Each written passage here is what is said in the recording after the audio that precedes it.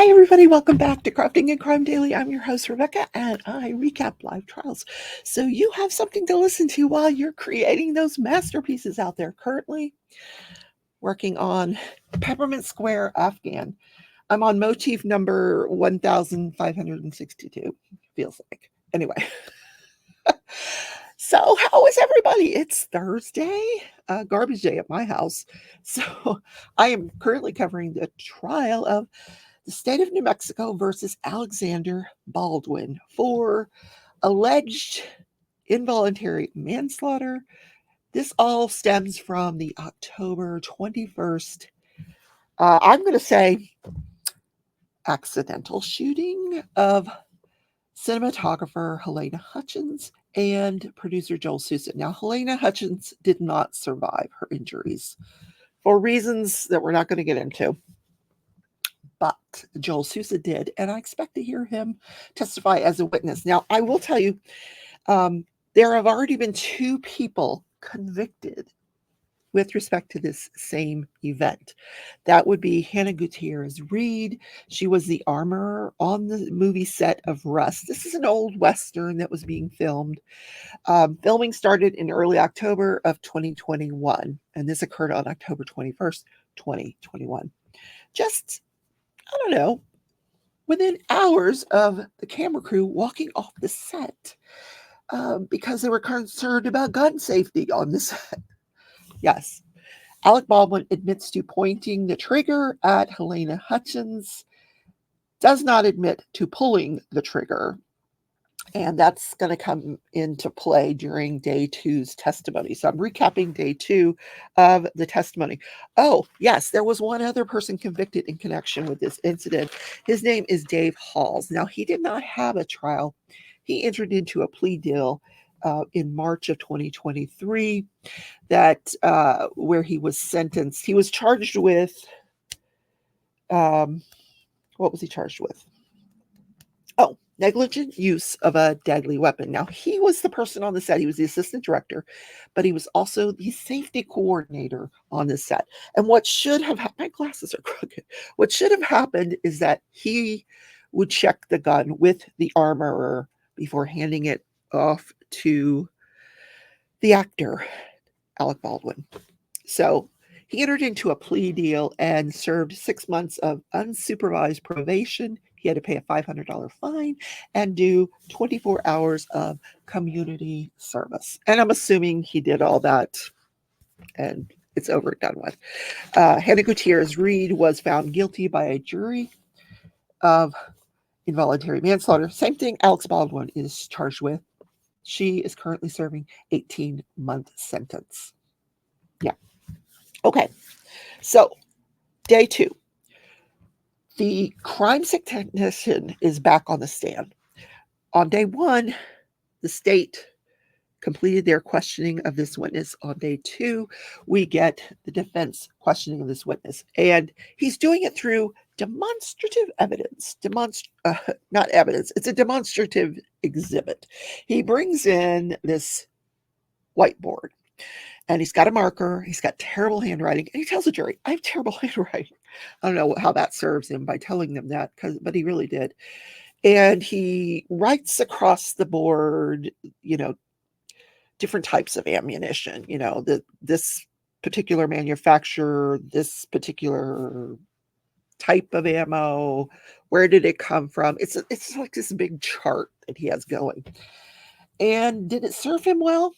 I don't know. I didn't understand the darn thing. I mean, by the end of his cross-examination, it didn't amount to a hill of beans to me.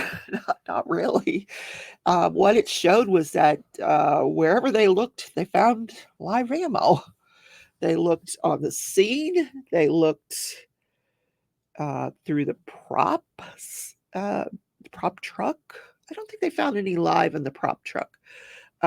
They looked through Seth Kinney's warehouse, PDQ warehouse. Yeah. And they found live ammo there.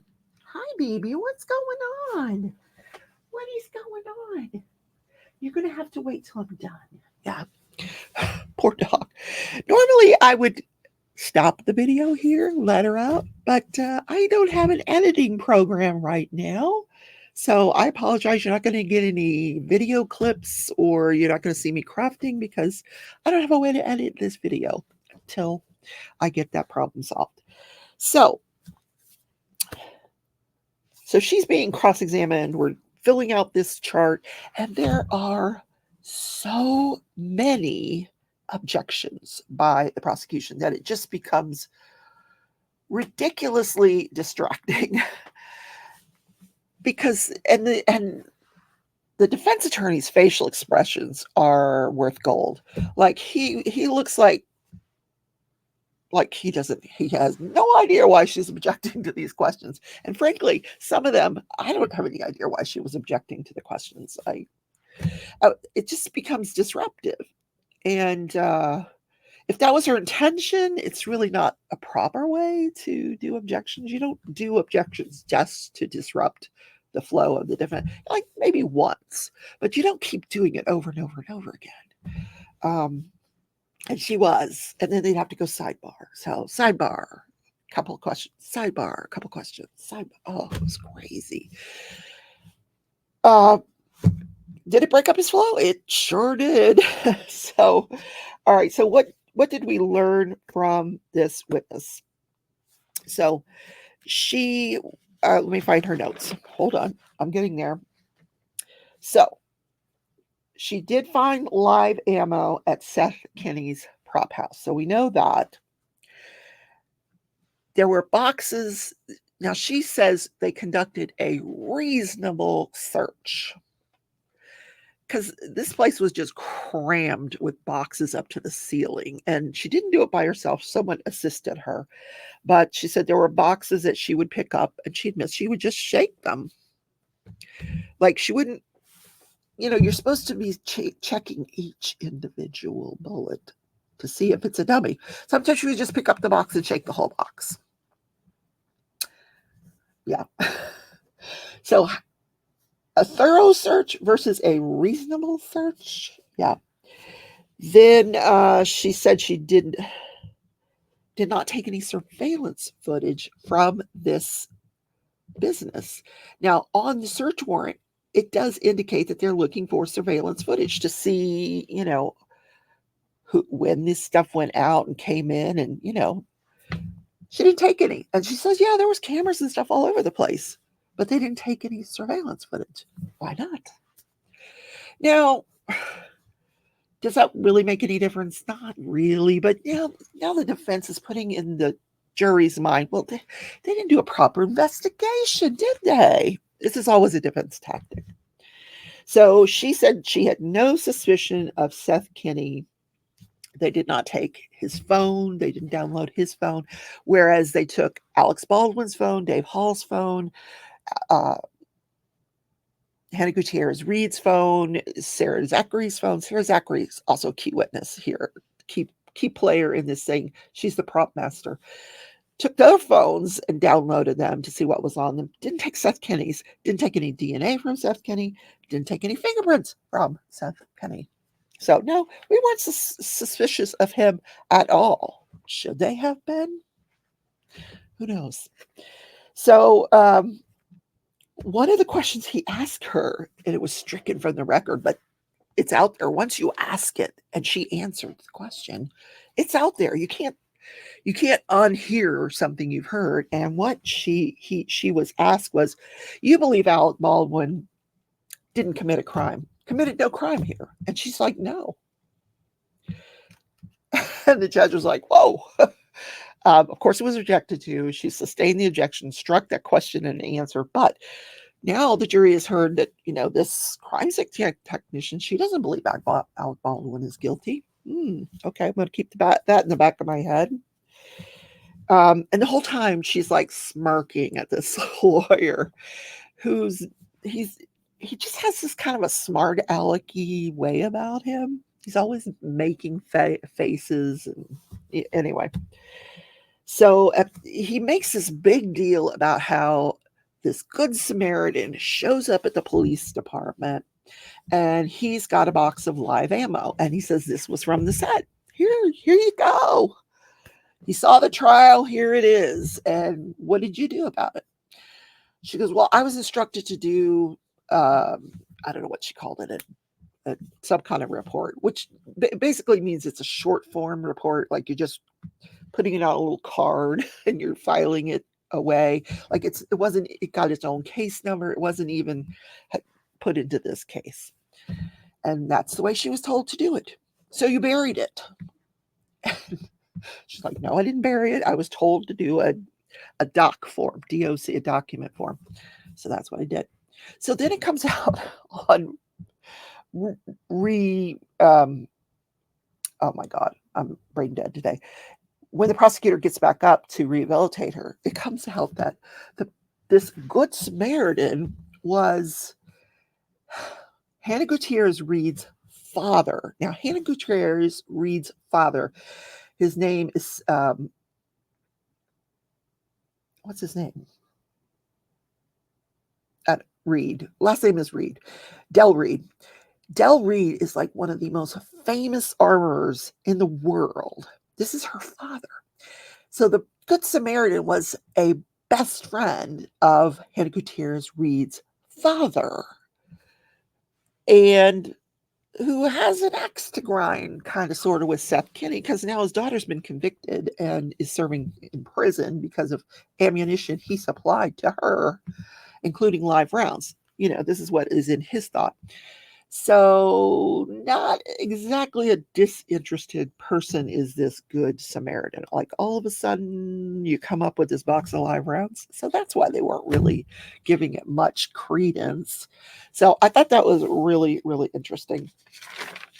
Then the next person on the stand is Mr. Pieta from Italy.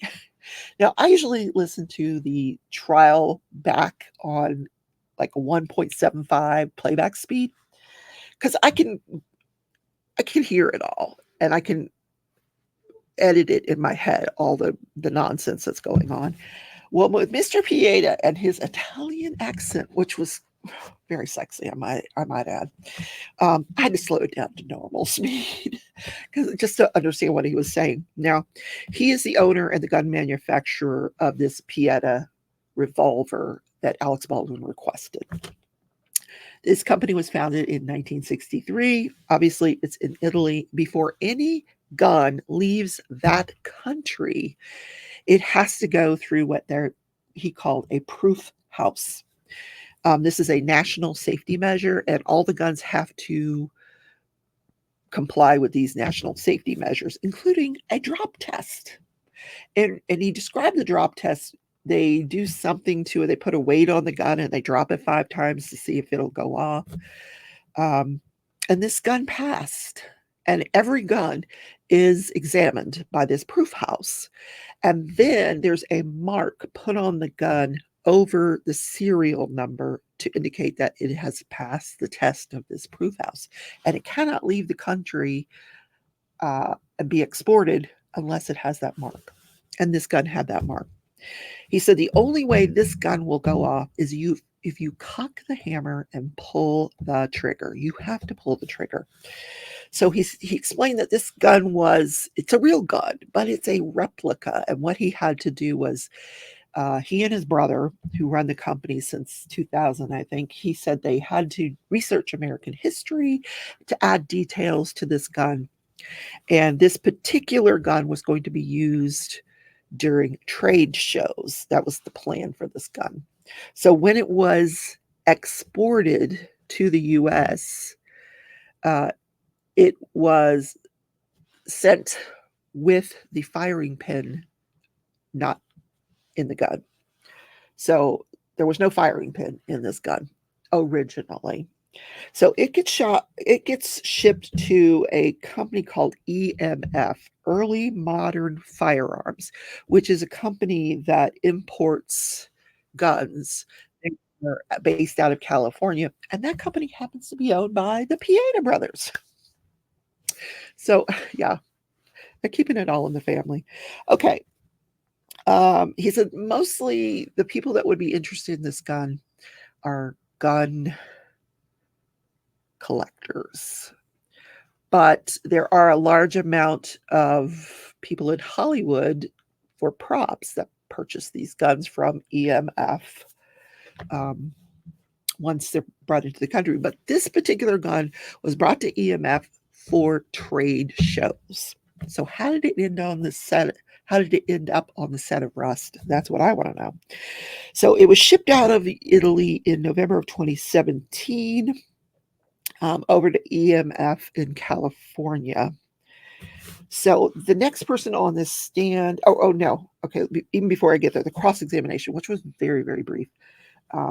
He admits that he had no knowledge of the gun's functionality after the last time he saw it, which would have been in January of 2018. It shipped in November of 2017, and in January of 2018, he saw it at a trade show, and it was functional then. So I don't know if that meant they added the firing pin or not. That question was not asked. But in any case, so the next witness is a guy named Justin Neal. He owns an advertising agency, and he is responsible for recruiting and managing sales reps, but handles all the sales and marketing for Pieta Guns and EMF, the other company. So he is set up as a distributor of these guns. So once they get to EMF, he distributes them wherever, they go to these trade shows, and if they're ordered, he distributes them. So this occurs during COVID. COVID comes, and they're showing this at trade shows, and they don't have it. The orders are coming in, they don't have them to fill. So this order comes in from Seth Kenney, PDQ Props, owned by Seth Kenney, and they don't have one to sell him. So they sell him the one from the trade show. So that's how it gets there. But it was a functional weapon at the time it was sold to PDQ Props. So everything you ever wanted to know about this weapon.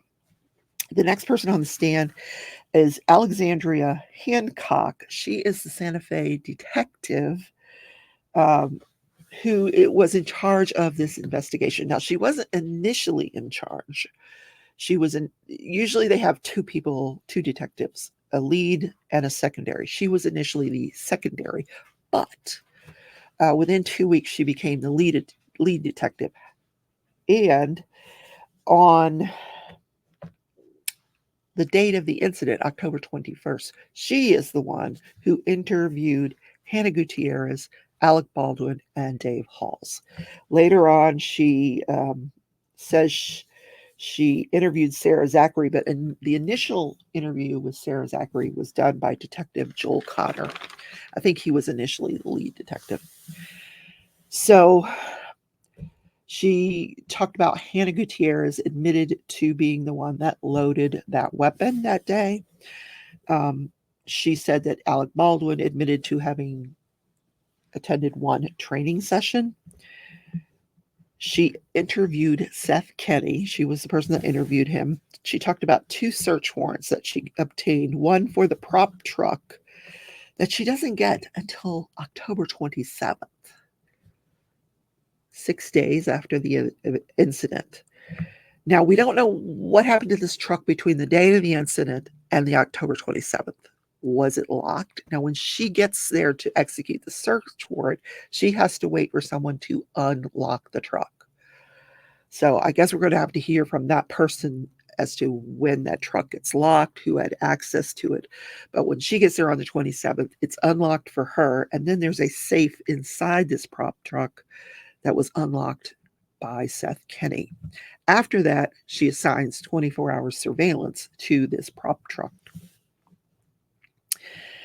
Then the second search warrant she obtained was for PDQ Props, based on information she got from Hannah Gutierrez's father, Del Reed. Now, at the time, she didn't know who had a dog in the fight. She just got this information that Seth Kenney probably provided the live rounds from Del Reed, and so she gets the search warrant for Del Reed's PDQ Prop Company. And we heard that there were live rounds found during the search of Seth Kenney's property. PDQ props. Now, this woman says there was no evidence found that Seth Kenney provided live rounds to the set of Rust, and that there was no evidence that anyone modified that gun after it was received on the set of the Rust. No evidence that the gun had ever been modified. Okay. So that's where the judge cut him off. Okay, we're getting in here. We're done. Well, no, we're not. So that's where we will pick up the testimony on day 3 with this lead detective during direct examination.